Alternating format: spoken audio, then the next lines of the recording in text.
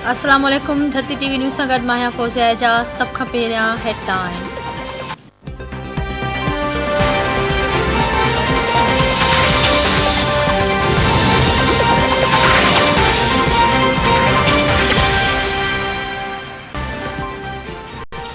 इरसा सूबनि खे हिसे मौजूदगी जी फ़राहमी में रंडक बणियल आहे। मुल्क में पाणी बहिरान सबबि अवाम ऐं आबादगार परेशानियुनि जे वर चढ़ी विया आहिनि। पाकिस्तान पीपल्स पार्टी जे चेयरमैन ऐं परॾेही वज़ीर बिलावल भुट्टो ज़रदारी वफ़ाक़ी काबीना जे इजलास में मुल्क में पाणी जी खोट वारो अहम ऐं संगीन मसइलो उथारे छॾियो।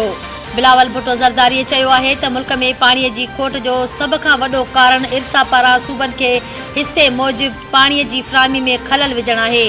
भाण जी खोट ऐं गुज़िरियल हुकूमत जी बदइंतज़ामियुनि सबबि हेठियां वारनि इलाक़नि में फ़सलुनि खे नुक़सान पहुतो आहे।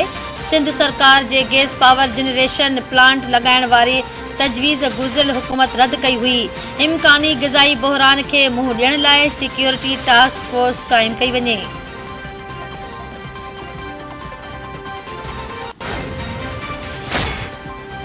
नवाज़ शरीफ़ मुस्लिम लीग नून जो हंगामी इजलास लंडन में तलब करे वरितो।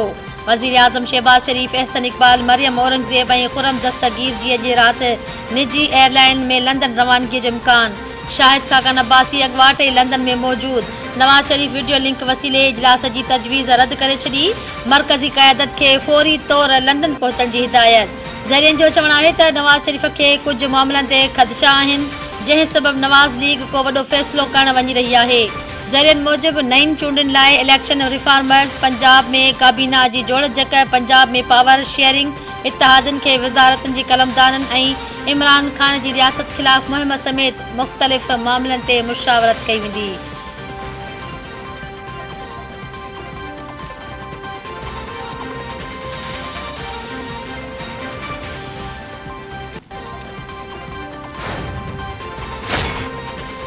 वफ़ाक़ी काबीना गवर्नर पंजाब उमर सरफराज़ चीमा खे उहिदे तां हटाइण जी मंज़ूरी ॾेई छॾी।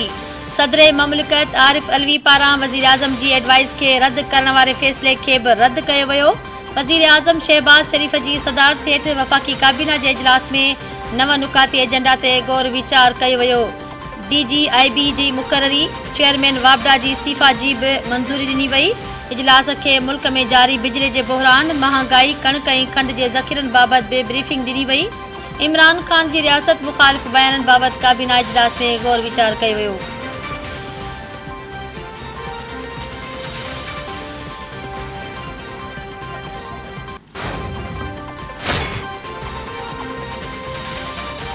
गवर्नर पंजाब उमर सरफराज़ चीमा उहिदे तां बरतरफ़, नोटिफिकेशन जारी। उमर सरफराज़ चीमा खां सिक्योरिटी बि वापसि।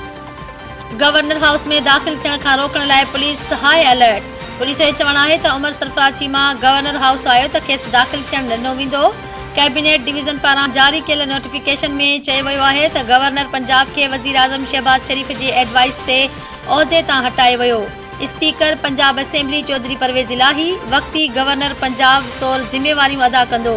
बरतरफ़ गवर्नर उमर सरफराज़ चीमा कैबिनेट डिवीज़न पारां जारी कयल नोटिफिकेशन रद्द करे छॾियो।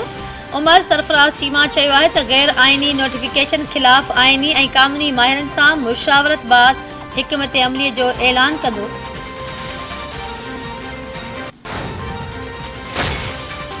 PTI चेयरमैन इमरान ख़ान चयो आहे त गवर्नर पंजाब खे शर्मनाक तरीक़े सां हटाइण जी कोशिश कई वई। इम्पोर्टेड कठपुतलियूं आइनी बहिरान खे हवा ॾेई रहियूं आहिनि। पंजाब में खुलियल आइन शिकनी जो ख़ामोशीअ सां तमाशो ॾिठो पियो वञे। समूरियूं दस्तूरी घुर्जूं हिक पासे रखी सदर जे उहिदे जी तौहीन कई वई। आला अदालत मामले जो नज़ाकत सां नोटिस वठे।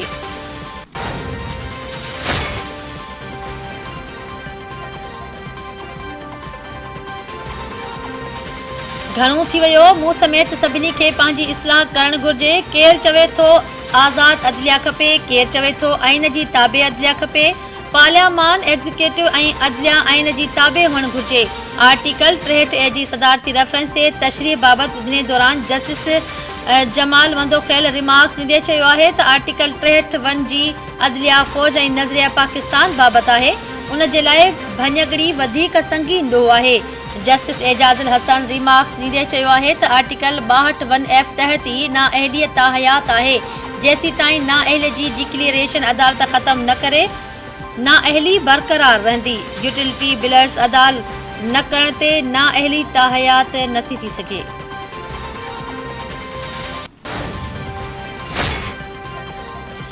इलेक्शन कमीशन में पीटीआई जे फायरिंग फंडिंग केस जी ॿुधणी। पीटीआई जे वकील अनवर मंसूर ख़ान दलील ॾींदे चयो आहे त जेकॾहिं फंडिंग मुल्की ख़ुदमुख्तियारीअ ख़िलाफ़ आहे त उन जो फ़ैसिलो इलेक्शन कमीशन न पर सुप्रीम कोर्ट कंदी।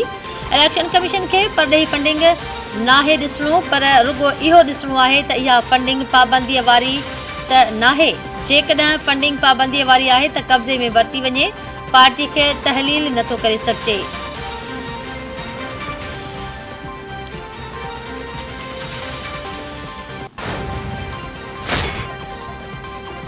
Islamabad high court social media activist खे हिरासा करण खां रोके छॾियो। Chief justice Athar Minallah FIA पारां हिरासा करण ख़िलाफ़ दरख़्वास्त ते ॿुधणी कई। अदालत एफआईए साइबर क्राइम विंग खां जवाब तलब करे वरितो। ॿुधणी 31 मई ताईं मुलतवी।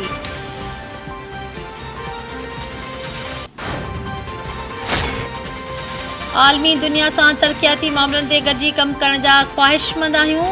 पीपी चेयरमैन ऐं परॾेही वज़ीर बिलावल भुट्टो ज़रदारी जी जीडीए ग्रुप ऑफ फ्रेंड्स जे वर्चुअल इजलास खे ख़िताब।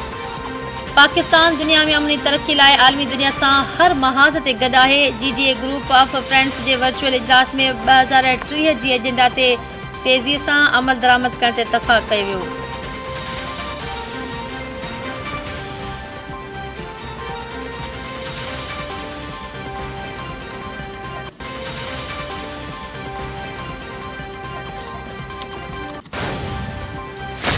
Believed it was dangerous. He was right. Your desecration of reality.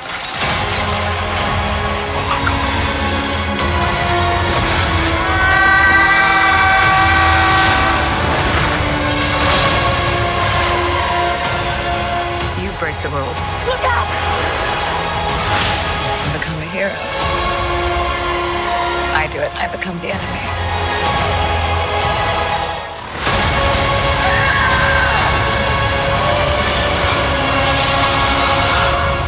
Straight!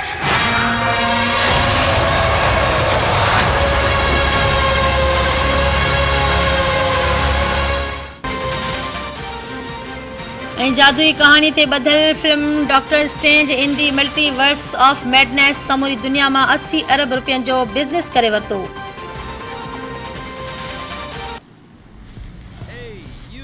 Get over here. Oh, I know what it is. You're afraid because I'm the big bad wolf, the villain of every story. Help me! We were never given a chance to be anything more than criminals. But these are the cards we've been dealt, so we might as well play them. So you're a tough guy, like it really rough guy. That is an animal testing lab with helpless guinea pigs. I'll rescue them. You've never volunteered for anything. On the bad side. On the bad side.